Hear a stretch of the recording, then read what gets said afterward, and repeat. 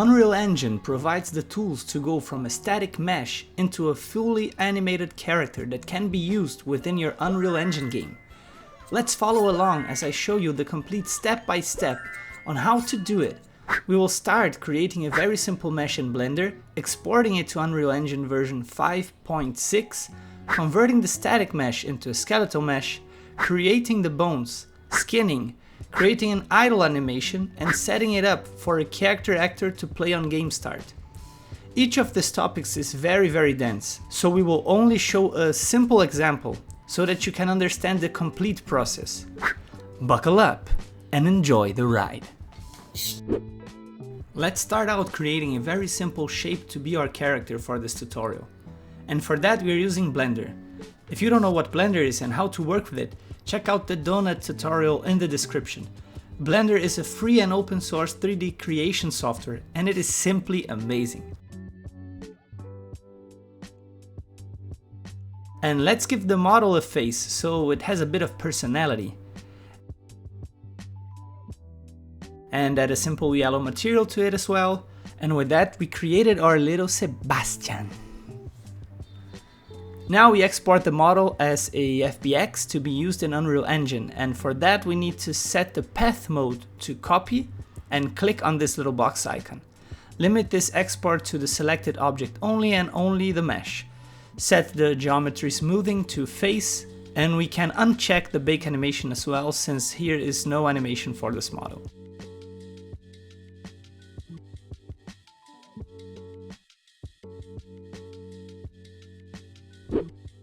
Now in Unreal Engine 5.6, we import the static mesh into the project by dragging and dropping the file into the content drawer and accepting the import defaults. By double-clicking the created static object, we can see that it was properly imported. Since we want to animate this mesh, it needs to be converted into a skeletal mesh. First, check if your Skeletal Mesh Editing Tools plugin is enabled.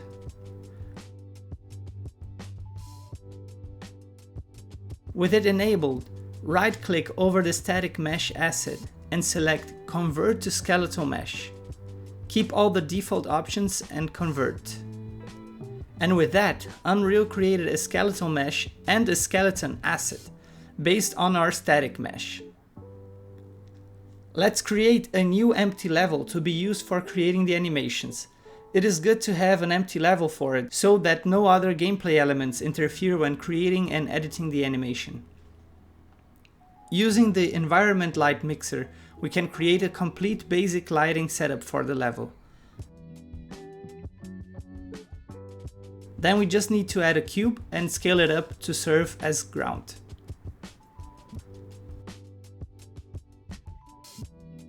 Now if we drag the static and skeletal meshes into the world, we can see that they look the same as we intended it to be.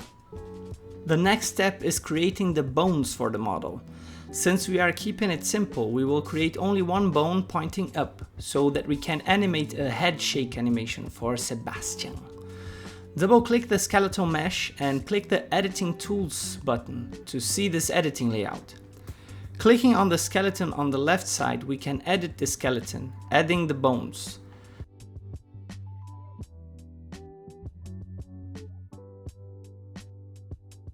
Simply click the root bone and click a point in the mesh where you want the edge of the bone to be.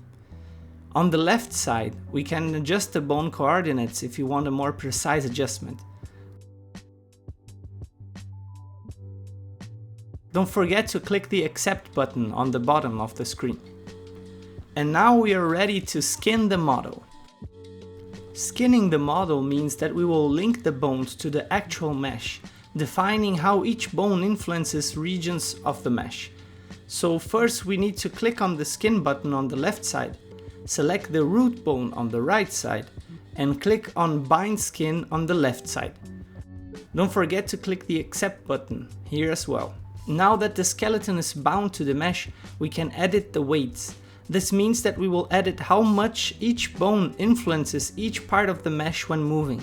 Clicking the desired bone on the right side, we can see how it is affecting the mesh. With the brush tool, we can paint more influence on the mesh by left-clicking with the mouse.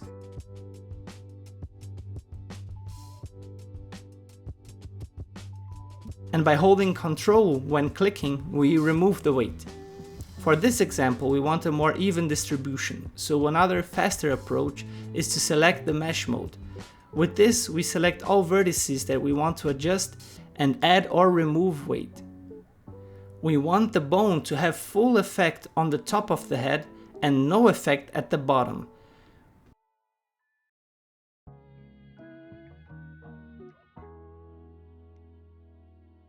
With this, Sebastian will be able to move his head staying properly grounded.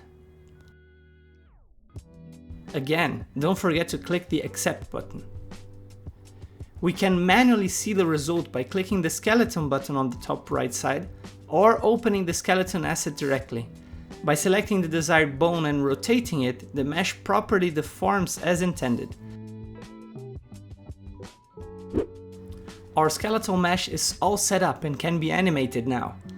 To do so, we will need to create the animation from a level sequence to then bake it into a proper animation sequence that can be used throughout the project. This part has a lot of details, so pay close attention. First, we create a level sequence object, open it up, and drag the skeletal mesh into it. This should import the skeletal mesh with a small lightning icon.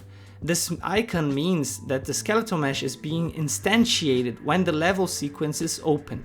And this is very important. By right-clicking the skeletal mesh and checking the binding properties, you should see it is set to be a spawnable actor. It is very important to understand that the modifications we make on the transform track directly will not be carried over to the final animation. To properly animate the skeletal mesh, click the plus icon next to it and select Control Rig, FK Control Rig. With this, we will have access to the bones. The animation work must be done at this bone level. And with this, the animation can be created as desired. For Sebastian, we want his head to shake, so animating the pitch angle of the head joint is enough.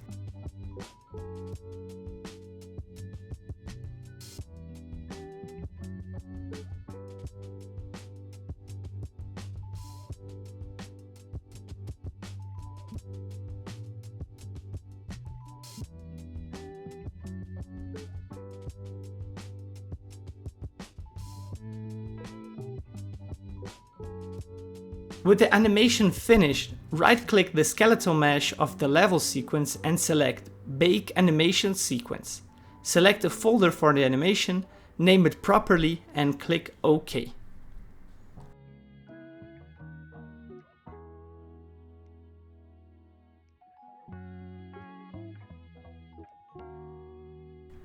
By double-clicking the generated animation sequence, we can see how the animation looks. And look at Sebastian shaking, let's go! To attach the animation to the skeletal mesh itself, we must create an animation blueprint.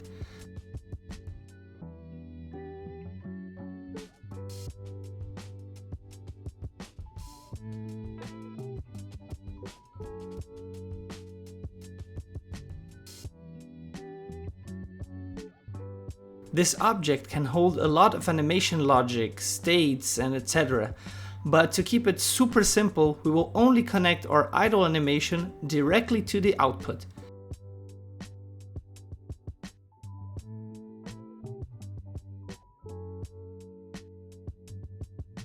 And clicking on this box representing our animation, set it to loop on the details panel. Compile, save, and that's it.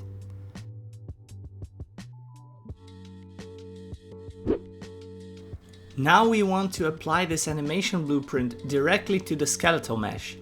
Opening up the skeletal mesh asset, under the Assets Detail panel, search for Animation and set the animation blueprint under the Post-Process Anim Blueprint field.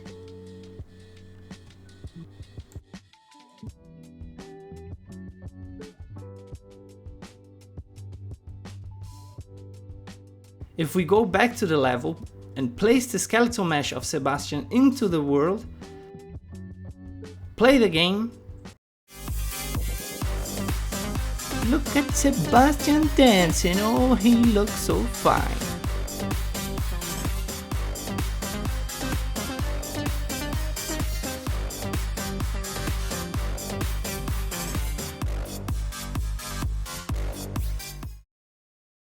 Going one extra step here, we can also create a character blueprint and use the animated skeletal mesh of Sebastian on it.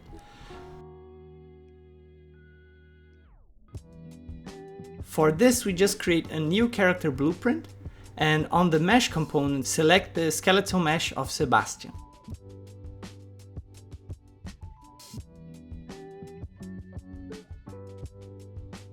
We can adjust it to fit the collision better. And done. Placing the new character blueprint into the level and hitting the play again. Oh my, look at him move!